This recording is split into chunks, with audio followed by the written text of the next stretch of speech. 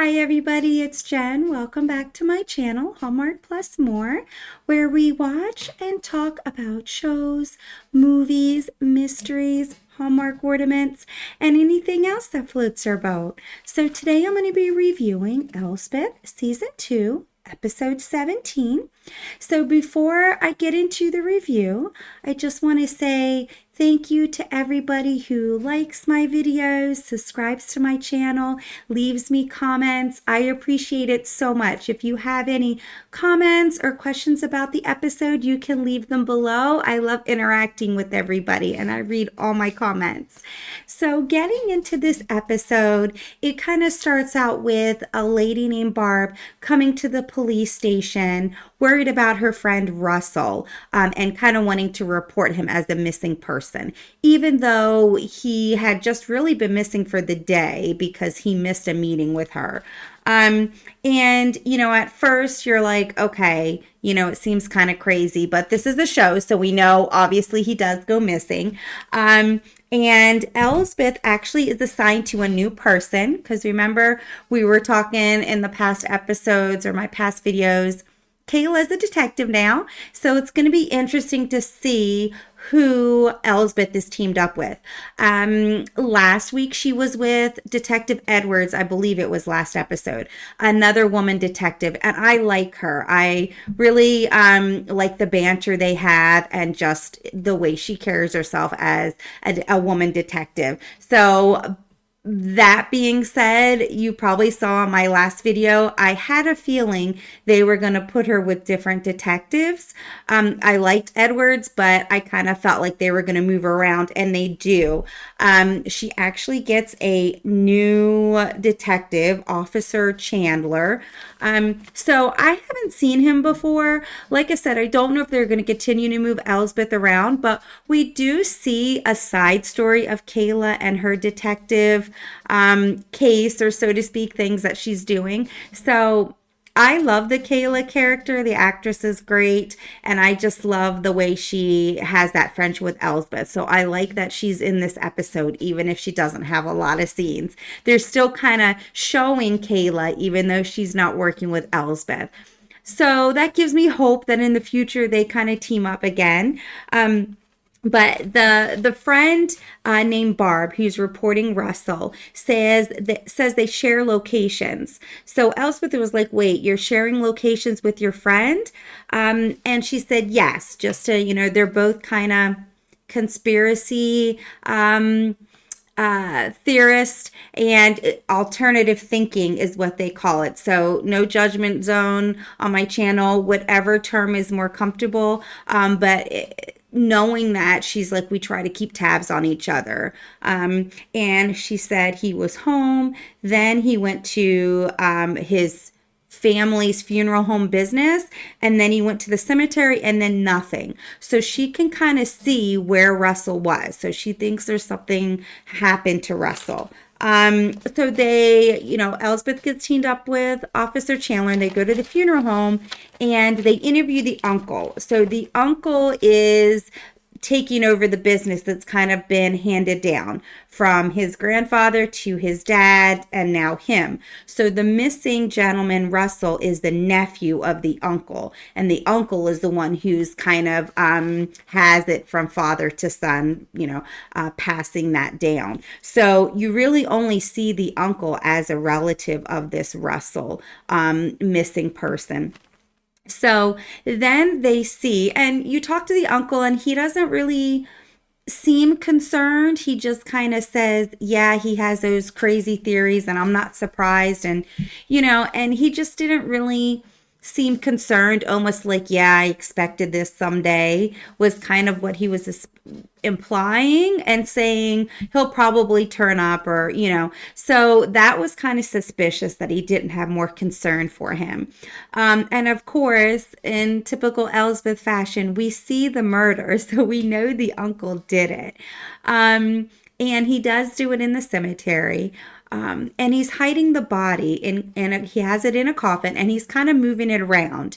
So, you know how I said earlier, this particular funeral home prides itself in discretion and high profile, rich clients, powerful clients trust them to be discreet. So there was a powerful person, maybe a celebrity. I think it might have been a congressman, but died in a plane crash, and they're handling the funeral services for them.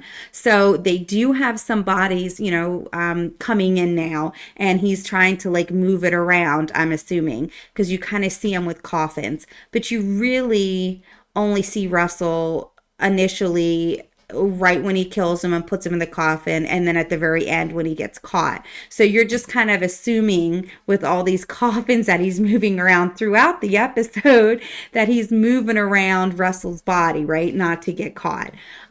Meanwhile, you have people walking in because it's a funeral home. So people walk in to look at the coffins, to plan funerals.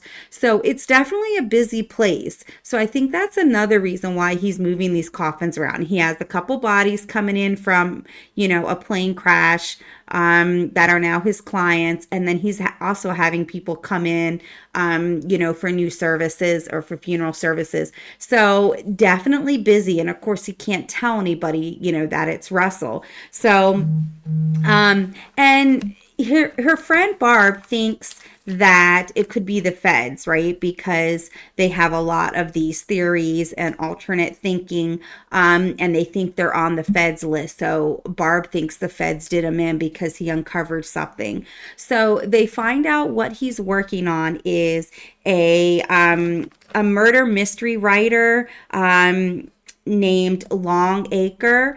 Her so-called death, quote unquote, is what he calls it. So he's investigating. His family, that funeral home, handled the memorial service of this famous writer 10 years ago. So Russell thinks that that writer is still alive, that they faked their death, and their family did it, right? Russell wasn't a part of the business. He still isn't a part of the business. It's his uncle and his family's business. But 10 years ago, his uncle and, his uncle's dad took care of it, right? So he's like telling his uncle, I think you guys helped her fake her death, since you handled the funeral services. So when Barb comes to the station and says, like, hey, he was looking into this, I think the feds did it, Elsbeth went to the captain and was like, look, can you just humor us? Do you have anybody at, the FBI that can just rule it out? So the captain's like, yeah, whatever. I don't think it has anything to do with anything with the FBI, but I got a contact and I'll call. So he calls his contact at the FBI and he says, no, never heard of him. 32 minutes later, they put it up on the screen, the feds are in the police station. So you're like, whoa, what? Like, we saw the uncle kill him. So the feds come to Elsbeth and basically say, like, yeah, he's on our watch list. When people have theories like that, or we think they might be dangerous or they might turn problematic, we kind of have a watch list. So we've been watching him as well as other people, but we didn't have anything to do with his disappearance or his, death or why he's missing. So I thought that was interesting.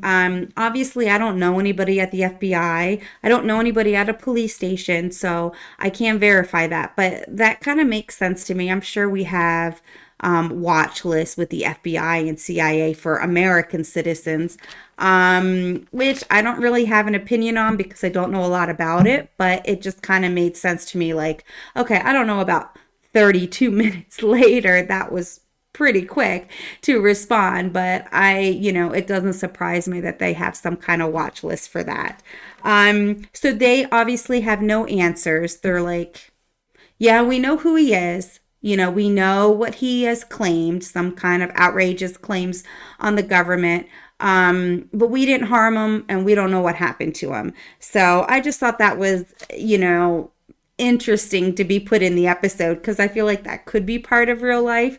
And they said the file was classified, obviously, because it's FBI, but they find a witness. His name's Jay, and he says he saw Russell at the cemetery and saw him in a funeral home vehicle. So now Elsbeth is like, okay, I was suspicious of the uncle, but now we kind of have proof that somebody saw him go into a funeral home vehicle. And if that's true, why did the uncle lie? So Elsbeth goes to the funeral and kind of talks to him, and the uncle isn't skipping a beat. Like the uncle is not, you know, scared by Elsbeth or anything. He's not frightened. He holds his ground. He almost kind of scares Elsbeth. So I'm like, okay, he's standing firm. And they leave and they see somebody cleaning the vehicle. So obviously Elsbeth goes up to him like, how often do you clean the vehicles? And he's talking to Elsbeth. Elsbeth looks in the back before he can vacuum it and finds like a little ball of tinfoil. And one of Russell's, conspiracy theories, on one of his things that he would do is he would wrap his cell phone in tinfoil to, so it won't be traced or tracked. And they also found a video that Russell did that said, if you're seeing this, that means I'm dead. So we're like, oh, wow, he suspected this. But then we find out the video was taped like weeks beforehand. But if he didn't log into his computer that morning, the video would automatically get posted on his social media or sent to somebody. So he logs onto his computer like clockwork every day, and he programmed it to, if I miss a day, post this video. So that was kind of a red herring. I mean, obviously he didn't know that his uncle was going to do that. But definitely kind of, throws a needle into that, or throws a wrench into the plans there, because now you got to figure out like, why did he record this video? Did he think he was in danger? Barb finds out that he was looking into the Longacre so-called death, and she wants to continue his work, right? So Barb's like, I want to continue it. If this is what he was killed over, I want to find out if she really did fake her death. So Elsbeth visits Longacre's sister. Remember, she died 10 years ago, but she still has a sister who was there for the funeral. So Elsbeth visits her, and she says the funeral home kind of persuaded her to have a closed casket. So I'm like, okay, that's a little suspicious. The funeral home gave reasons for why to have a closed casket, which are very reasonable. However, they contradict kind of the mission of that funeral home. We don't have any paparazzi. We make it a point to be very discreet. So for the reason to be nobody to take pictures, they make sure nobody takes pictures anyways, because that's what they're known for. And Elsbeth kind of picked up on that quick. She also knows how the rumor started. She said her cousin or somebody in her family was one of the pallbearers where they carry the casket, and one of them commented that it felt a little light. And she thinks that's where everything started. So she's well aware that, alternative thinkers are, assuming that her sister faked her death. She doesn't think so. She thinks her sister really is dead, but she kind of wasn't surprised when Elsbeth said, hey, people are saying she's still alive. So I thought that was interesting. Again, I've never been to a funeral where I've held the casket.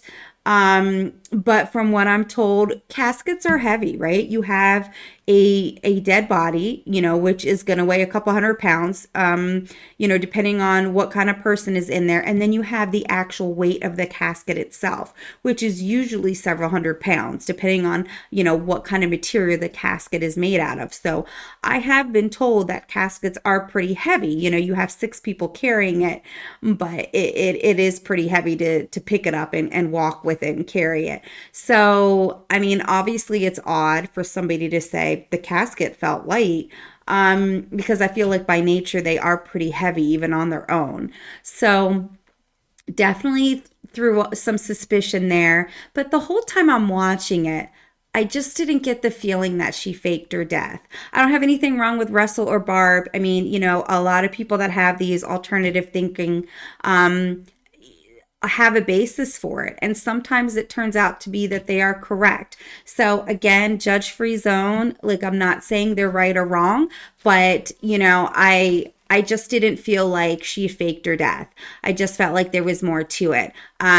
Especially when she made her comment about the casket feeling light. I'm like, okay, now they want you to believe she really did. So the opposite is true. She really didn't fake her death, right?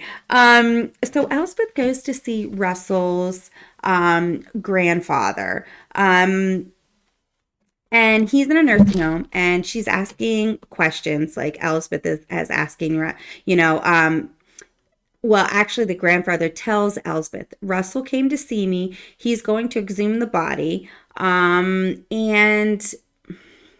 he says that Russell's going to exhume the body, and then he says something, it'll keep me from going to heaven.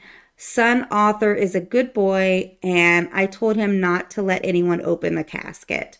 So this is the uncle's father, right? I think father or grandfather. So Russell, 10 years ago, Russell, like I said, he wasn't involved in family business, but the uncle was. The uncle even said to Russell before he killed him, I was there 10 years ago. She didn't fake her death. But you get the feeling the uncle knew, right? Like, he doesn't believe there was any foul play, but at the same time, you get the feeling he knew something was strange, right? So Elsbeth finds, in the end, Elsbeth finds Russell's body. So there's one woman that comes to, like a customer, her sister had passed. She wants to plan the funeral. I mean, that's what you do when you go to a funeral home. And she decided to get her sister cremated. Elsbeth kind of befriends her, finds out the uncle kind of persuaded her to do it. So Elsbeth is like, no, let's look at it one more time. And the uncle is like, no, she doesn't want to. And Elsbeth finally convinces her to open up the casket and look at her sister one more time. I mean, you see the flames, like she's about ready to be cremated, and you open up the casket and there's Russell lying next to her sister. So Elsbeth kind of had the feeling that he was hiding it. And he has to open up the casket, and there they are lying side by side. So obviously, they arrest the uncle. And, he was trying to cremate both bodies at the same time and hide the evidence. So even though they arrest the uncle, he still will not talk about Longacre and his dad. So, I guess it's the grandfather, but it's the dad of the uncle that's in the nursing home. And he still won't say anything bad about his dad. And he still, has that dignity of his company, his family legacy. He said his dad never made a mistake until that day. Or he said he would never make a mistake. So you're thinking, okay, that day he had to have made a mistake. But what was it, right? Because now, is she still alive? What was the mistake that she made, or that, the gentleman in the nursing home made? So Elsbeth finally finds out the truth, and she confronts Barb, because she wants to tell Barb what really happened to Russell, and also to tell her the truth, because now Barb wants to find out about, Longacre faking her death. So the truth is, the grandfather finally, confessed. He cremated Longacre instead of his beloved dog. So he had this dog, and it's framed in the in his retirement home, his nursing home. He loved his dog. His beloved dog died, and he was going to cremate his dog. Well, he cremates Longacre instead of his dog. So he made a mistake. So he puts the dead dog in the coffin of Longacre so that it would weigh something, right? So that kind of makes sense to where the cousin was saying the casket felt light, because it wasn't a human, it was a dog. So that was what happened. He put the dog in the coffin instead of Longacre, and Longacre got cremated. So he kind of just mixed those two up. So Longacre is truly dead. She did not fake her death. She was just cremated instead of put in a casket. And he convinced his son. He basically told his son, like, nobody is to open up that casket. So that's why the uncle might not have known the full story, but knew there was foul play there, because he was told specifically, no matter what, under no circumstances do you open the casket. So he probably had his suspicions. Maybe he knew the whole story, but he wasn't telling. We found out from, from the gentleman in the nursing home, and he had guilt from 10 years ago, because he says that's going to keep him from getting into heaven. So definitely, sad for him to think and have this guilt all those years. But it confirms, and that she didn't fake her death. I think that's why Elsbeth went to Barb and was like, look, I'm going to tell you what really happened to Russell. Also, she is really dead. Do not look into, the author Longacre faking her death. She is really dead. They just, mixed it up. So it was nice to hear what really happened.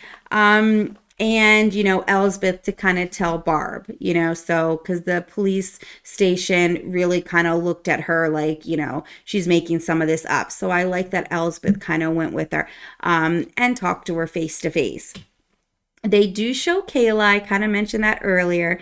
They show her a little bit. She was put on a tip line for any information, call the tip line. And the other detective was like, it's a rite of passage. All detectives at some point have to take the tip line, right? Because, some of these leads, they're not true leads. If there's any reward money, you're going to get a lot of fake calls just to get the money. But she gets one call from an older lady, Mrs. Henderson, and the detective was like, yeah, she calls a lot. So it's almost like the detectives, know her. She's a regular caller. But Kayla goes above and beyond and actually visits her at her house. And while she's visiting her, she hears the sound she's talking about. She says somebody's breaking into her house. Kayla hears it, finds out it's a large raccoon, like a massive raccoon is in her house. So obviously she takes care of it, and she helps Mrs. Henderson kind of nail and kind of fix and close off the dog door in her house. And that's how the raccoon was getting in. So, she was on the tip line. She did a good deed, right? She went to this lady's house that calls constantly, and everybody just dismisses her as she's just an old lady. I love that Kayla went to her house, because she wasn't going crazy. There was somebody in her house moving stuff around, eating her food. It was a very large raccoon. So Kayla gets back to the station, and she's talking to the other detectives and telling them the story about the raccoon, which I love because she's getting along with the other detectives, right? And I say this as a parent, because anybody who's a parent or a guardian or family member knows, when your child makes friends, you just have a smile on your face, because you can love your child as much as you want, but you can't force people to be friends with your child. So it breaks your heart when people aren't friends with them, because there's nothing you can do, right? It's kind of like when you're in a relationship. You can't force the other person to love you, right? If they don't love you, you don't want to be in the relationship, right? It's the same thing with children. So, not that Kayla's a child, but my heart, I smiled and I got happy when I saw her getting along with the other detectives, because I feel like even though she didn't want to do the tip line, she did it. Now she has a story. Everybody knows who Mrs. Henderson is. She actually went, and there was a story there, and all the detectives are laughing when she's telling them about the raccoon, and and you just get like a happy moment for Kayla, like, hey, she's blending in, because you can't force people to like you. So Kayla is a new detective. She's, she was the cop, she was a beat cop. So people know who she is, but I feel like she's being accepted by the other detectives, and that just makes me happy. It makes me like a happy parent moment. They're accepting her into their, their group of detectives, and she's getting along with everybody. And I just love that. That was just like a happy mom moment. So thank you for showing that, because I was worried Kayla wouldn't really fit in with everybody. but she is. It looks like she's doing well as a detective, and they're accepting her into their detective kind of group. So I loved seeing that. There's a scene with Captain and Elsbeth where he's concerned about Elsbeth, like, afraid she's going to fall into a rabbit hole, because she's similar to where she sees it. She thinks this is the person who did it. And, the captain's like, I don't want you to become like, chasing stuff that's not evidence. Not that there's anything wrong with alternative thinking. But Elsbeth was like, no, she likes real evidence. So she does have theories, but she backs them up with real evidence. So that was kind of a nice moment. You saw them accept Kayla. Now you're seeing Captain kind of being concerned for Elsbeth and her well-being. So that was nice. The episode ends with the captain getting a call from the other captain. And I apologize, I don't remember the other captain's name. It's the woman captain, about the case that Judge Crawford was over. Remember, we know he's a killer, and he, was the judge in the case. The captain got that reopened. So that's the detective, or the captain that called. And she kind of says that, like, she says you're going after a sitting judge for murder. So I was like, wow, okay. So she's put two and two together. And she basically tells them, like, you're going to be going after a sitting judge for murder. Your life is going to get more dangerous. So, definitely interesting, because I feel like a couple episodes ago when we saw Captain Wagner talking to the female captain, he kind of did it kind of discreetly, like in the bar, like, hey, maybe you should look into this. So I didn't feel like she caught on to why he said it, but she definitely caught on now because she says that to him over the phone. So it's definitely going to be interesting. I mean, we know Captain Wagner and Elsbeth know that Judge Crawford committed the crime, but I didn't realize that, like, the other, captain, the woman captain, is realizing that. So it's going to be interesting if she tells anybody, or if she's got a connection to Judge Crawford, or if he tries to go after her. It's just going to be interesting. He is a sitting judge, just like she said. He's got a lot of clout, a lot of pull. He's got powerful people in his pocket. So it's definitely going to be interesting. I'm really excited to follow that storyline, that side story. So there's no preview for next week. I don't know if they're going to take a week off. Usually that's what it means. So we'll probably be back in 2 weeks, but it's definitely going to be interesting to see where it leads. So I hope you enjoyed my review. I hope you enjoyed the episode. If you have any comments, leave them below, and I will see you next time. Bye.